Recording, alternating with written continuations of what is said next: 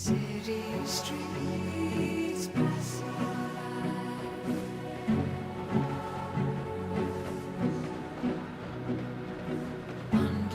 underneath stormy skies.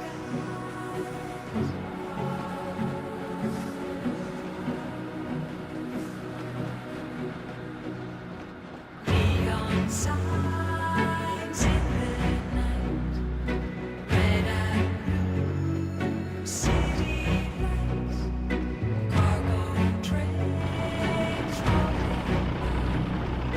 Once again, someone cries. Trains and winter rains, no going back, no going home.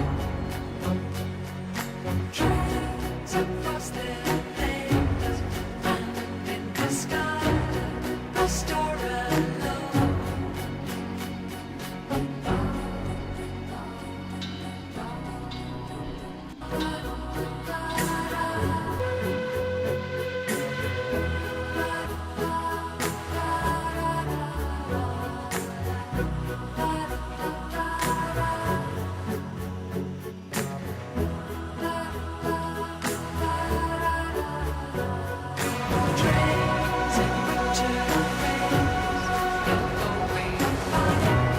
no going home.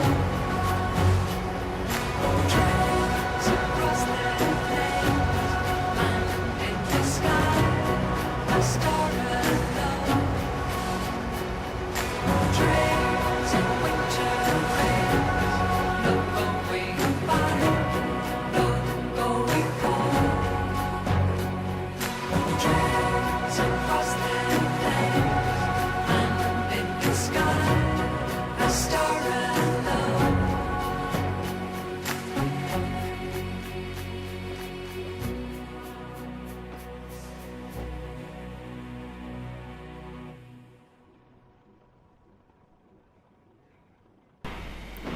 Jack and Clive were back to work quite soon, but not without having to relieve Tanya while she was being maintained.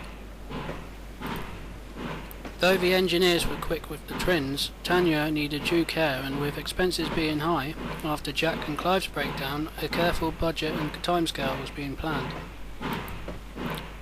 After recent events, Stuart needed to inquire about getting another engine, but with tight funds and not many options, he didn't know what to do. One morning he picked up the rail magazine when he saw an article on the county's famous country DMU named the Royal. The train had been on standby to cover the current generation of DMUs, but was being withdrawn from service because the amount of these DMUs had been growing and there had been no need to keep going with his class. Stuart got onto the phone to inquire about buying the Royal and whether they could trial him on deposit. Meanwhile, Jack and Clive were complaining. The line was more busy, extra services were needed, hit due to a lack of trains overcrowding started, and on top of that they each took it in turns to do the mail.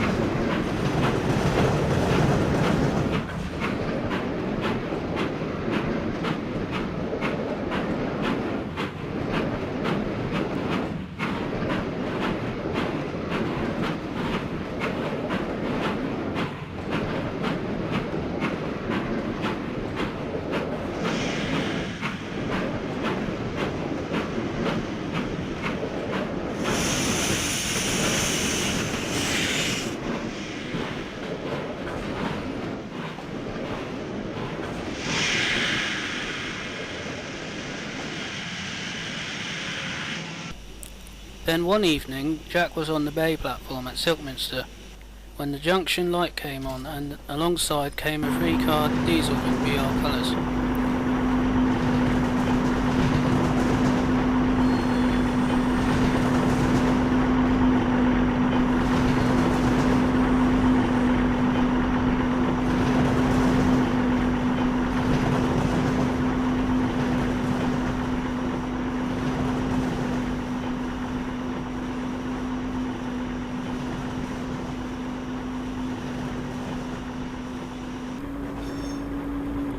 He was signalled into a siding where he then rested.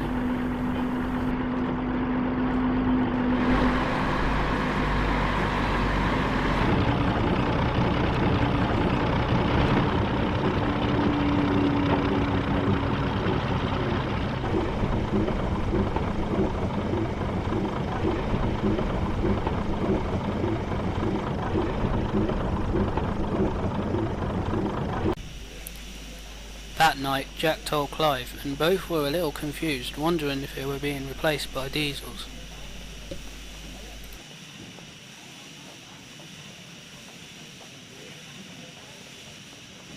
In the morning, after starting his first train, Clive met the Royal at the pass in Silton.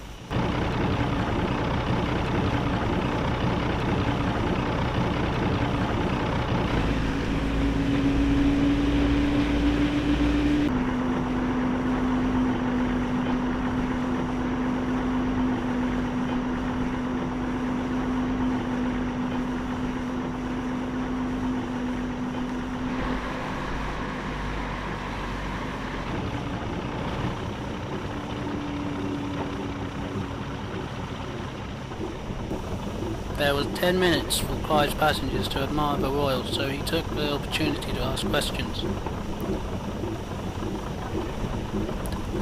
Excuse me, Mr. Royal, sir? Began Clive, but he was interrupted. Actually, I prefer Doyle, he said. You must be the one of the twins. Pleasure to meet you. Clive was amazed at his polite nature. I'm Clive. If you don't mind me asking, why are you here? I'm here on a trial, said Doyle. The reason I'm here is because you need another train. But with steam being expensive, to say from scrap, in a short space of time, I was chosen to perform. If services improve with all 4 of us, I get to stay and we all help each other out.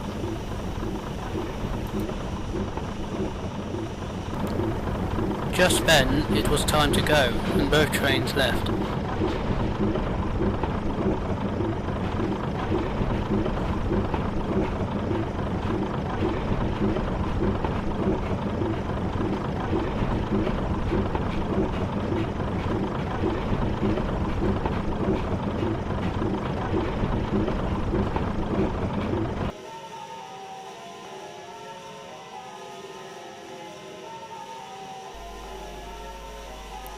Clive told Jack at Lyme Bay about Doyle, and he wanted to know more.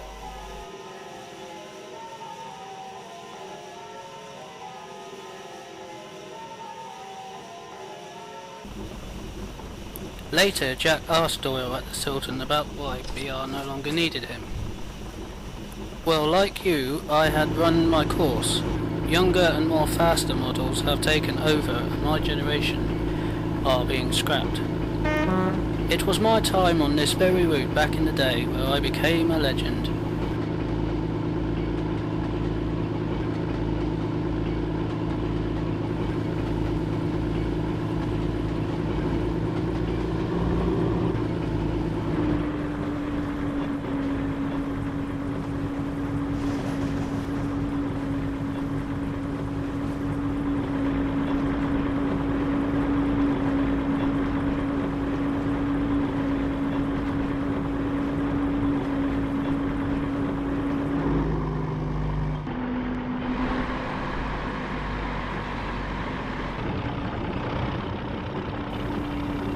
But very quickly forgotten after it closed in 1967. Today I'm no use at all if I can't satisfy the association.